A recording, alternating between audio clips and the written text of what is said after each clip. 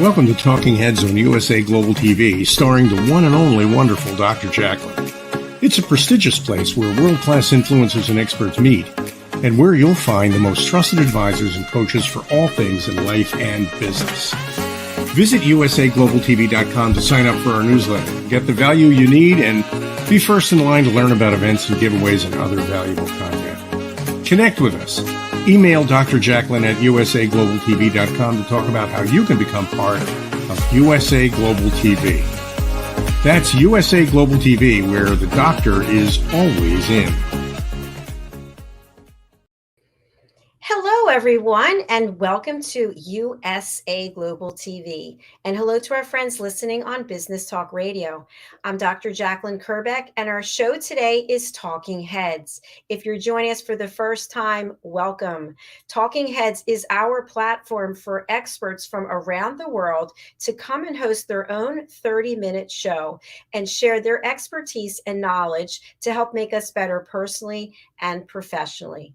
Our expert talking head today is Mariska du Preez, and if you've watched any of our shows before, you know she's in New Zealand, and you know how much I love saying that because it's amazing to me that we're here today on a Wednesday and she's there on a Thursday. I just love it. She is my personal and business coach. She's a great mentor. She has an engineering background, and she is an expert when it comes to transformation and leadership, and she's joining us right now. Welcome. Wow, thank you. Thank you. How are you today? I am excellent today. So as you said, it's Thursday for me. You guys are going into a little bit more of a summer feeling, and we are going more into a winter feeling, seeing as I'm on the southern hemisphere. So we change everything up, I guess. Well, one thing that doesn't change is your consistency in delivering high quality content. So I'm really looking forward to this week's episode, and then I'll come back and chat with you afterwards. Well, I'm really excited about this week's episode too. All right, I'll put up your deck and I'll see you shortly. Have a great show. All right, see you in a bit. Okay, so for today, we are continuing on our journey in awareness. And as we noted last week, where we are at the moment is we looked at awareness, we looked at EQ very broadly, and then we dived into the internal parts of EQ last time. And in this lesson, we're going to look a little bit at the external elements of EQ and the EQ for leaders and teams, or within our communities, or even in our families. So, with no further ado, what I want to get you guys to think about today, first off, is a little question. So, does happiness have an impact on you and your team's performance? What do you think? Is it no, or yes, or maybe? If you said yes, you would be very accurate, seeing as they have done a remarkable study. So this is a longitudinal study. It took them about 5 years to do the study. And they looked at people within the US Army. Now, what's really unique about the study is that there's a very wide variety of different people that is within that study that they actually took. So they have engineers in there, they have people that's actually on the front line, they have office workers, they have everybody from everywhere, literally any position that you can think of. There was about 1 million people that took place in this study. And what they did is they had a bit of a look at how happy people were before they started, and then after 5 years, how they actually achieved within the corps. So whether it was any achievement awards that they got. And lo and behold, the happier we are, they found we actually achieve better. So in general, about 12% of the people that came in had some form of achievement, and of that, about 9% were people that started off being really, really happy. So, in the emotional intelligence sort of realm, when we're thinking about our teams, happiness is a key element. So, knowing whether a person is happy or not happy becomes quite an important help for us to ensure that we actually get great performance out of our fellow team members or within the community that we're serving. So that sort of brings us to the happiness success conundrum. So, as I mentioned in the study, it was definitely shown that happiness has an impact on our success. And it's not when we are successful that we feel happy. So, normally, when we are happy, the likelihood of us becoming successful is far greater than once we achieve success that we would become happy. So, that saying of money cannot buy happiness, that's partially part of this, right? So in research, we have now found that even if you did win the $1 million, it won't necessarily make you happy. So how does this work in our general emotional intelligence and leadership space? Now, as we can see with these two funny memes, in the one they say, well, I would have enhanced or exhibited more leadership qualities if someone would have told me to. Hopefully, that's not the leaders that you are working with. And of course, making sure that you don't get to be the next generation of leadership and think that you need to put on a Star Wars costume. Because that's also not what we need. What we really need is to be more engaged as human beings. And one of the ways of doing this is through our emotional intelligence. Now, when it comes to emotional intelligence, understanding what would help to make our fellow employees happier is a very good first step. Because as we saw with research, happiness is one of those key elements that can actually help us to increase our performance and have a workforce that actually wants to be at work and not want to knock off as soon as they see it's time to leave. So taking that into consideration, let's see what is the measure or the key elements for helping our people, our teams, to be happy. Now, firstly, measuring happiness. So being able to measure how happy people are is a very good first step. As we saw within the research too, they first off measured whether the people were happy within the space that they were in. So an internal happiness is a very good indicator of how much the person will actually perform and how successful they would be in their endeavor. External happiness does have an impact, but not nearly as great as our internal happiness. So doing some surveys, happiness quizzes, and getting feedback from our team will really help us to gauge whether they are happy to start off with, especially when we have a new campaign or a new training that we want to implement and start out. Then next, of course, is that campaign or that thing that we want to implement. So developing our team's happiness. And there are a few easy ways that we can actually develop people's happiness without even bringing in consultants to start off with. There is other things that we do, of course, bringing in consultants, but why not start with low-hanging fruits? So ways that you can do that is with gratitude visits, the 3 good things, and using your signature strengths. We'll go into these ones a little bit more in detail a little bit later. And then leading by example. So these are the 3 things that we need to take into consideration when we're looking at happiness. Now, what I want to share with you guys next is a study that they did on monkeys. And this goes to the measuring aspect of happiness. Because the study that they did, they actually looked at how the monkeys will react if they are not treated equally.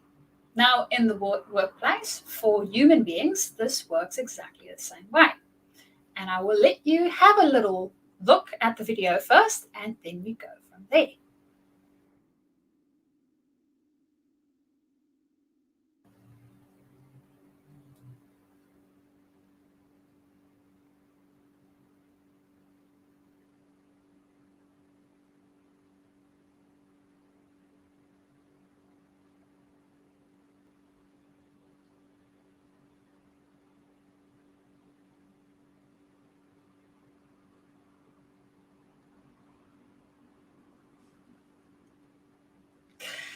So basically what we saw within this wee little video was that even in nature, right, we need that fairness.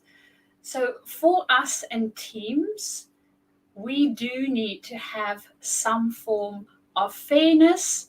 And of course, our emotional intelligence goes a long way to help us cultivate that, and being sure that we actually cultivate a psychologically safe environment.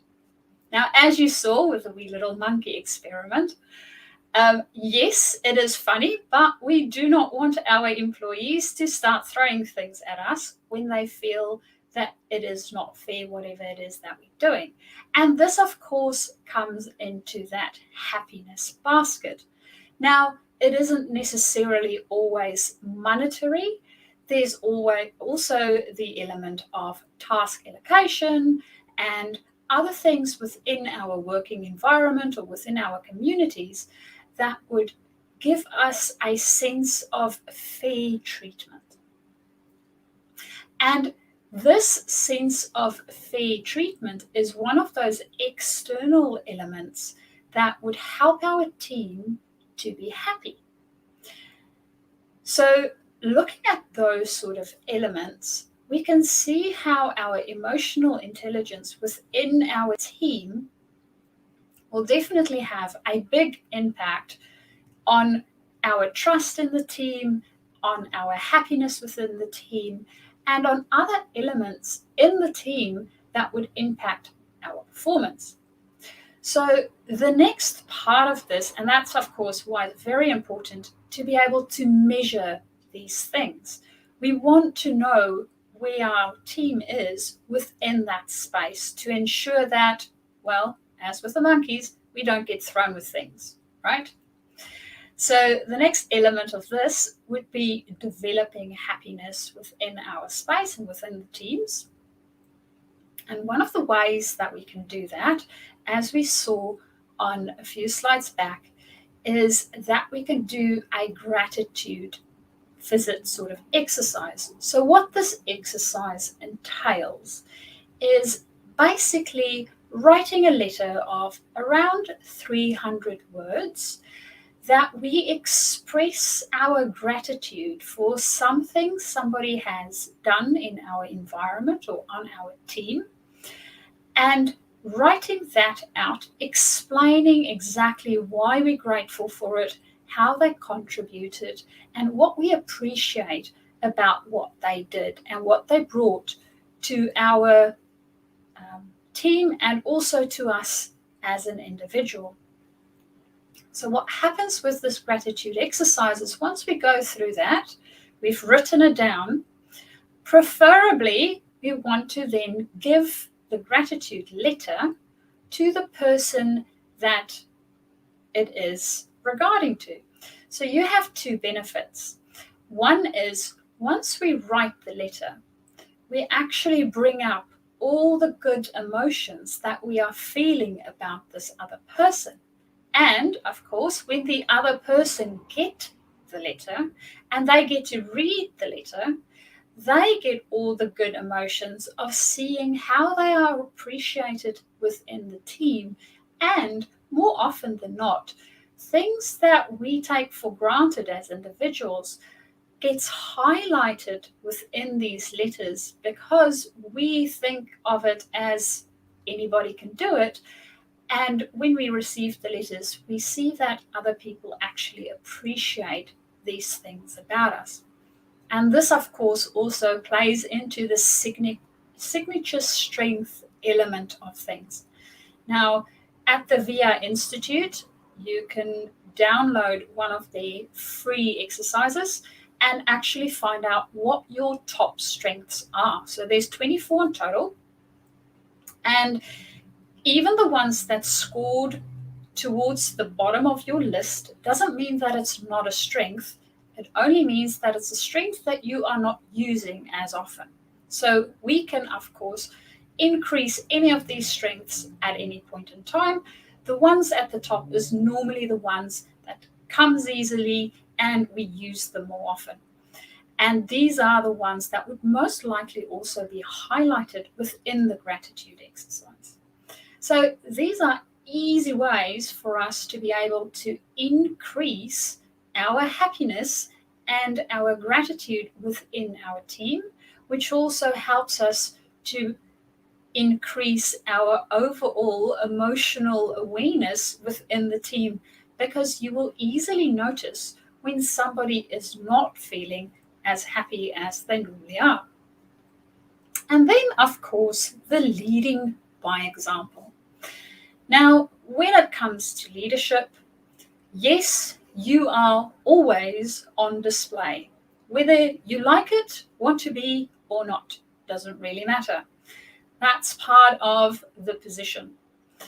So when you lead by example as a leader, firstly, we need to be able to advocate for a happy environment, for psychologically safe environment. And whether you are a middle leader or you are in a VIP or CEO sort of position, that element of leading by example always apply. Okay, so the advocating is the very first step of being able to ensure that our team will be in an environment where we are taking care of their emotional needs as well as their physical and, of course, the organizational needs. So advocating, first step. Second step is the participating.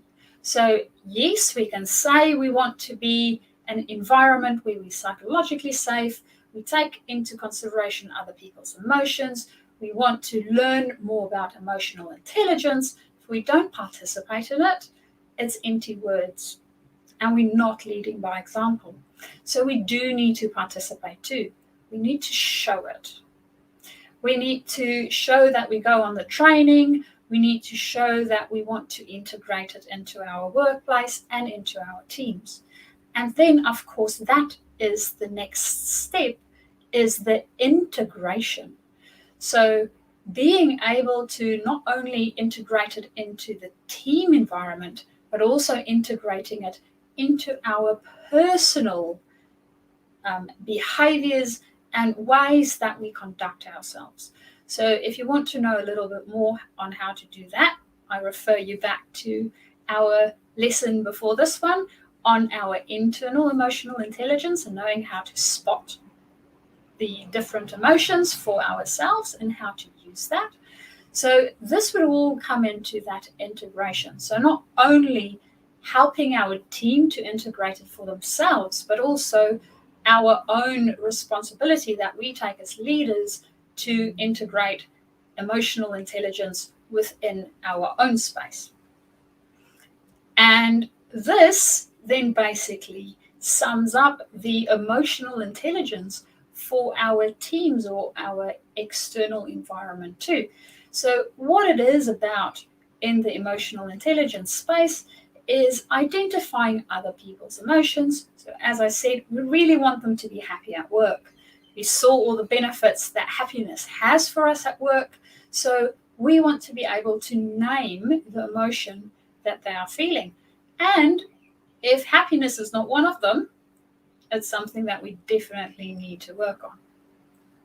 Now, I'm not saying being positive just for the sake of being positive and not being realistic. That's not what we need to do. If something is going wrong, acknowledging what is going wrong and naming those fears and those emotions. And as a leader, this is part of the leading by example, in being vulnerable in front of our team, saying, hey, I don't know. Or, you know what, we are going through change and I'm uncertain too. It feels a bit scary. That's good for the team to know, because our own emotion also actually will infect other people. So by trying to hide that emotion, we are actually doing a disservice to our team.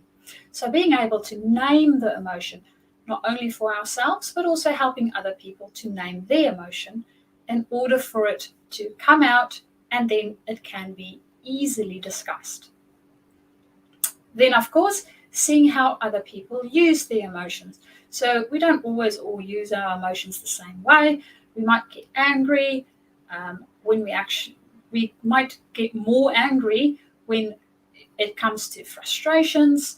And depending on where the level of frustration is, the anger might build up. So being able to know other people's patterns and how they show up within the workplace also help us, so we can help them to name what it is that's going on, and then understanding their emotions, right? Making those links.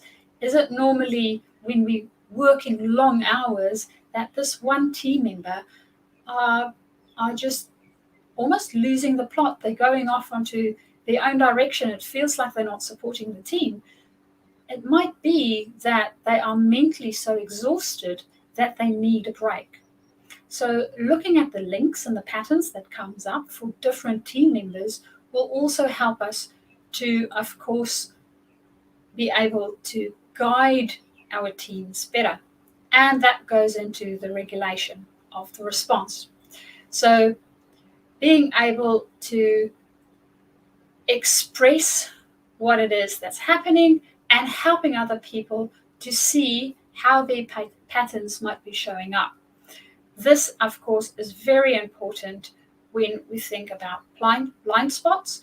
And this is actually the next lesson that would be coming up, is around the different things that we need to consider blind spots wise and bias wise that might be showing up for us within this space. So when we think about the previous lesson and this one in combination, we'll see that internally we need to be able to identify our own emotions, use our own emotions properly, understand our own emotions, and of course, regulate our own emotions.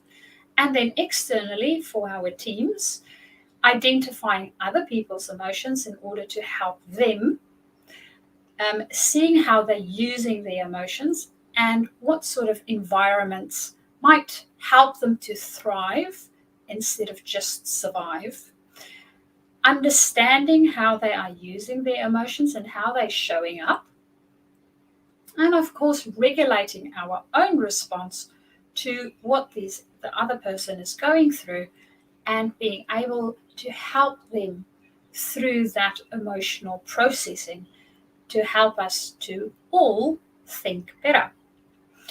And that, for today, is the end of our lesson. If there is any questions that you have or anything that you would like to share, I would love to hear your input. And you can share it with me by getting in contact via my email. So my email is mariska@journeytodiscover.com, Or alternatively, you can always connect with me on LinkedIn.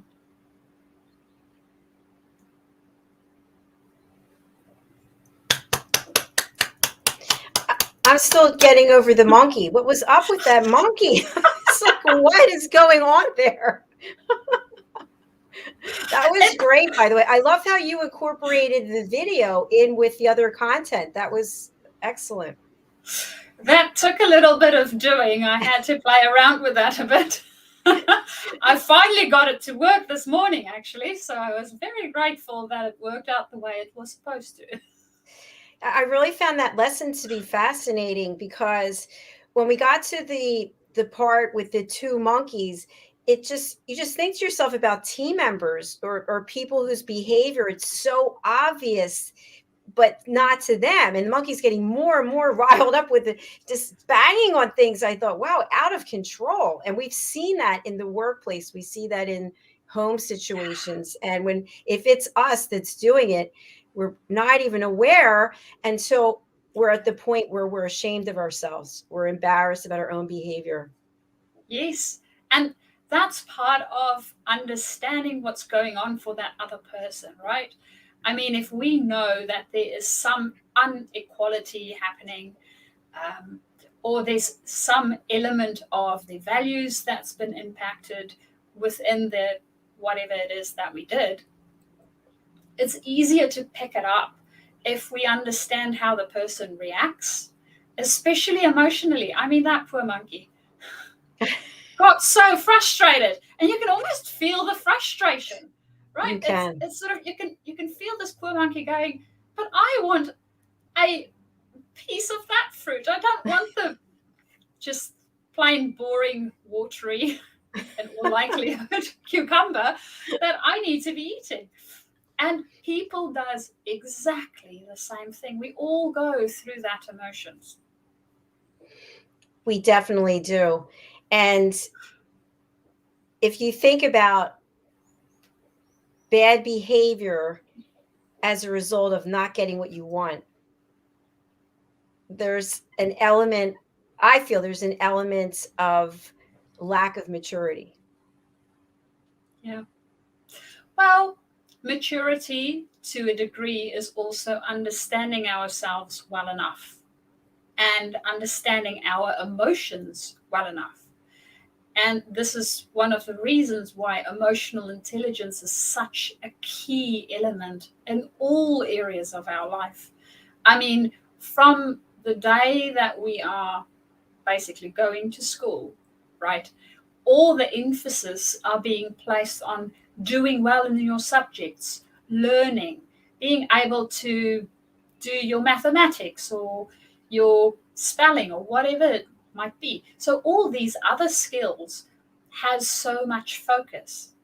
And yet, the very important skill of being able to express ourselves in a way that is beneficial for us and the other people that we are trying to express ourselves. I mean, thinking about the terrible twos, people, when we're little, throwing our little tantrums, right? It's a way for us to try and learn these skills. And yet, at some point within school, we, I don't know, forget that we have to, or we just wing it. We hope that we might learn the right skill set, and a lot of us don't. Very true. And I also feel when I watch the two monkeys, if you think of them as teammates and one is observing another getting a promotion or getting some mentoring or getting something that the other one's not. And that frustration, and I have to say, maybe jealousy. Yeah. That comes through. You're so good with sharing with us that we need to identify what the emotion is. And I know you've got that wheel and when you really drill down on it, then you can look at your own behavior and accept responsibility for it and look at, is it jealousy? Is it frustration? Is it lack of attention? I don't know, whatever it is. That's not emotion, but what is it? What's coming up for you? And how is your behavior aligned with that? Yes. And especially when we're in the emotion, it's really tricky. I mean, if that monkey could talk, right, and it was frustrated because it didn't get a grape, I'm not so sure that it would be able to express the very first time, hey, I'm frustrated because I'm not getting a grape. I'm feeling that you are treating us unfairly.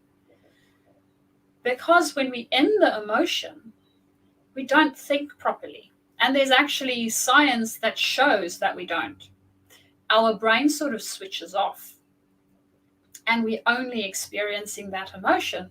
So as soon as we can name the emotion, as soon as we drill down, as you said, and we're able to say, you know what, this is the emotion I'm feeling, then our brain disengage and we can start thinking properly again. So that helps us to then drill down even deeper and go, okay, there's maybe a value that's been impacted, or there is something that is feeling like it's affecting me. It might be that it's impacting my security. I might feel that you got the promotion and now I'm feeling unsecure because if you got the promotion, how long am I still going to sit in this job before I can get a promotion? Right? I don't see any possibilities for me. And now I start not doing my best work. I start being miserable with my fellow teammates. I start doing all these other things that's not really benefiting anybody, including myself. Definitely. And you mentioned safety, and I'm not sure if there's a backstory that you're aware of about that experiment, but I'm wondering, when we look at basic human needs, one of them is safety and Mhm. food and shelter. So we don't know, had the monkey not eaten for a long period of time and was actually very hungry and needed to be fed and was acting out in that regard? Or could it also have been that visualizing the other monkey triggered some emotion from that monkey? I'm getting really deep. That triggered some emotion in that monkey from something in the past, because that happens to us as human beings, right? Something happens and we witness it and we reflect, oh, something like this happened to me before. I'm feeling these same feelings. What are the feelings? What was it that happened before that triggered it? Because we need to identify it so that we can address it, so we don't have to keep repeating the same behavior. Yeah. So in that specific experiment that they did with the monkeys, no, they were well fed. And they also, this was two brand new monkeys that they actually tried the experiment with to see whether that inequality will still come out. So they had other monkeys that they did the same experiment with, but there was a little bit more different things that they did with them beforehand. So they wanted to see whether this actually even works with monkeys that has never gone through the experiment. So these ones have never gone through the experiment. Whether they had any personal feelings towards each other beforehand, I have no idea. They've been dating for a while, I think. The monkeys did not tell us that. We do know, however, that if there is inequality, this does show up. And we know that within the human species too. Inequality definitely shows up for all of us. So if we feel that a person has, we actually had this, it was a very interesting, controversial, one of those controversial sort of conversations that we had around pay gaps within the workforce. So people doing exactly the same job, but not necessarily getting the same pay. So that plays into that inequality feeling that we might have. And depending on how you rationalize it, so our own thinking around what's happening also determines how equal or unequal it feels for us. So for one person, money might be a motivating factor, whereas for another person, it might be time off.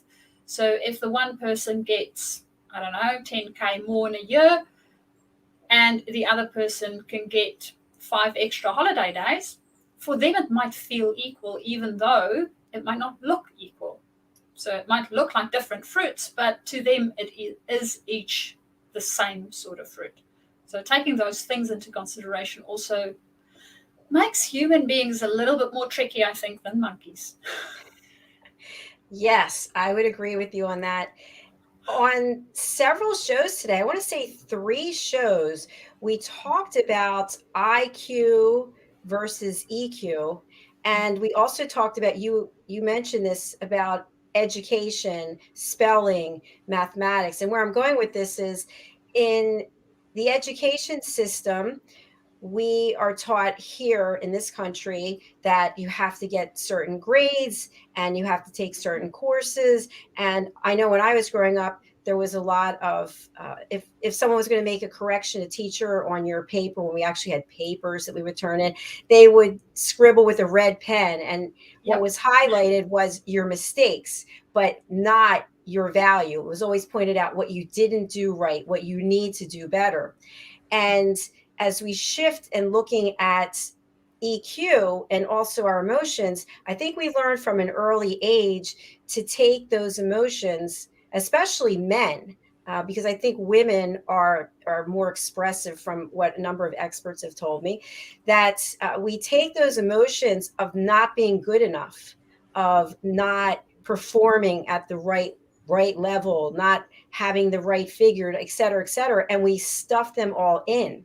And then we go through our life feeling like this, and then we're like that monkey, because we haven't been able to share how we feel, and we've been put on this scale of measurement against others. And instead of actually encouraging people to express their emotions and then finding value in what it is that we do really well, as opposed to focusing on what we don't do well, I think that has a big impact on that chart of emotions. Yeah, it does. And as I mentioned within the lesson too, one of the elements is focusing on those strengths. Now, it's very interesting when looking at our education system, and this is something that would be coming up in our feedback session. So we have the biases one that's coming up next, and then after that, we're going to look at how to give proper feedback. And one of the elements around feedback is when we do give feedback to other people, is to look at the way that we give feedback. It's not a right or a wrong. It is a yet or not yet. So it might be that we tried something out and for whatever reason, it didn't quite work out the way that we wanted it to work out. We got the problem's answer wrong, or we might have misspelled the word, or whatever the case might be, which means we didn't get it yet. It is not that we will never get it. And that is where a lot of people, especially when it comes to IQ and feedback, we sort of make it absolutes. We make it, this is where you're going to be for the rest of your life. And it's not. It's not. We will change. It's like we can learn EQ skills. We can learn any skill that we put our mind to learning.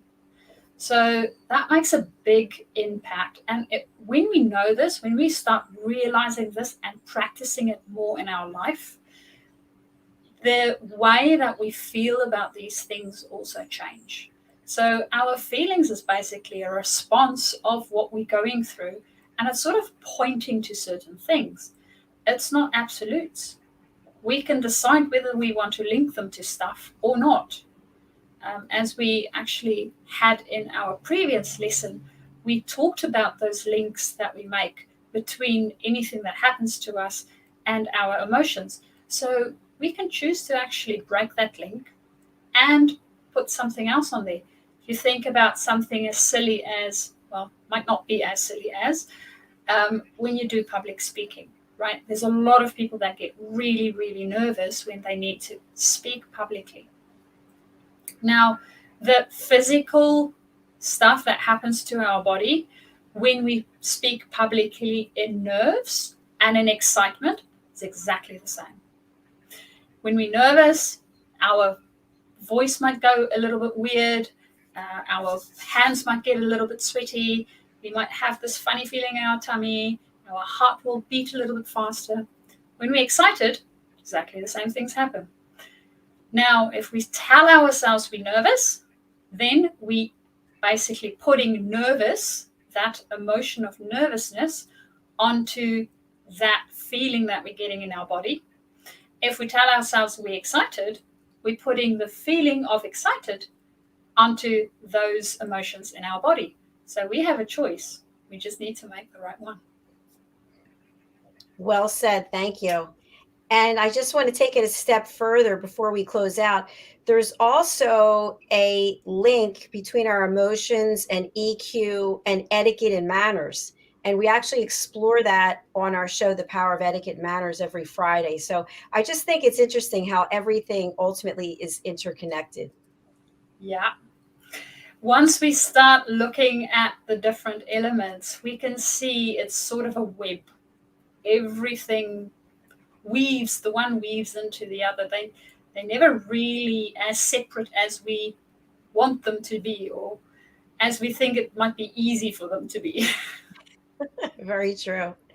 Well, Mariska, we're going to close out, but we have a couple of things to announce. The first is the first Talking Heads panel is taking place. And here in the States, it is April the 12th. For you, it's April the 13th.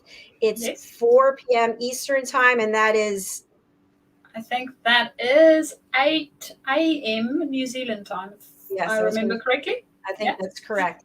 And what people can expect is a lot of back and forth banter. I am so excited about this. So, what we're going to have, we're going to have 5 people from our team who are going to be on the screen together for the first time. And I will give them a topic literally before we go live. So there's no scripting, and we have some people on the panel who have very strong opinions about things. So it should be a lot of fun. And I'm the moderator, so I'll make sure nothing gets out of control. Yeah, we don't want any monkeys throwing stuff. No, That would we be bad. definitely don't.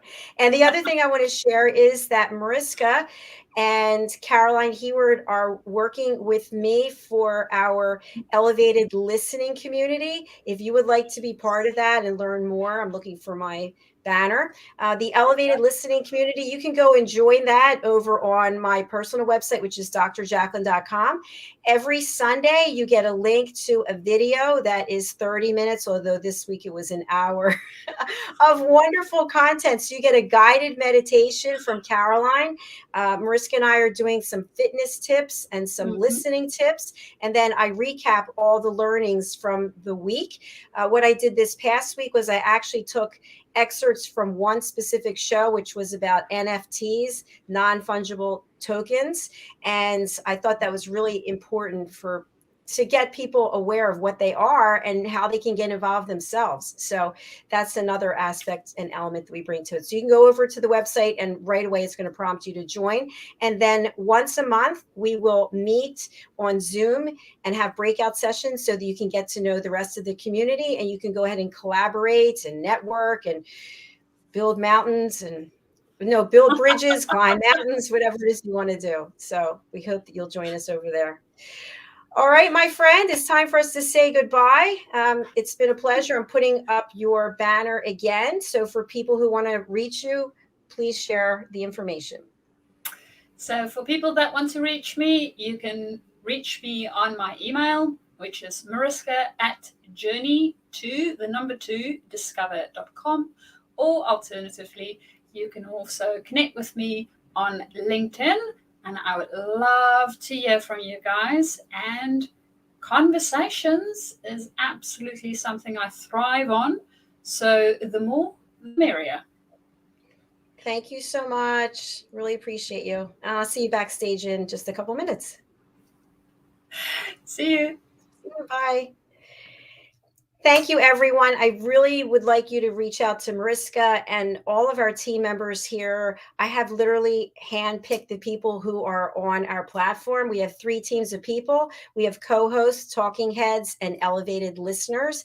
Mariska happens to be all 3. We have a show together on Mondays, which is called Leadership of the Heart. It's at 4 p.m. Eastern time on Mondays, and I guess that's 8 a.m. on Tuesdays in New Zealand versus yes. Okay. So I would love for you to join us there. Also, I just want to let you know that yesterday I was interviewed. Can you imagine? I was interviewed by some dear friends who have another show of their own. They're expert correspondents here on our platform, but their show is Great Britain's and the Voice of London. So if you're interested in seeing them interview me, you can go over to my Facebook page, my personal one, Jacqueline Kerbeck. It's pinned to the top, and it's all about how I got started and about this platform. So I'm really just so excited that I had that opportunity to be on the other side of the mic. So that's all we have for today. We're coming back with more shows tomorrow and more shows on Friday. We do live stream Monday through Friday. If you would like to be a guest, you can go ahead over to our website, which is usaglobaltv.com. You can also email me if you have any questions or concerns, and we'll get back to you.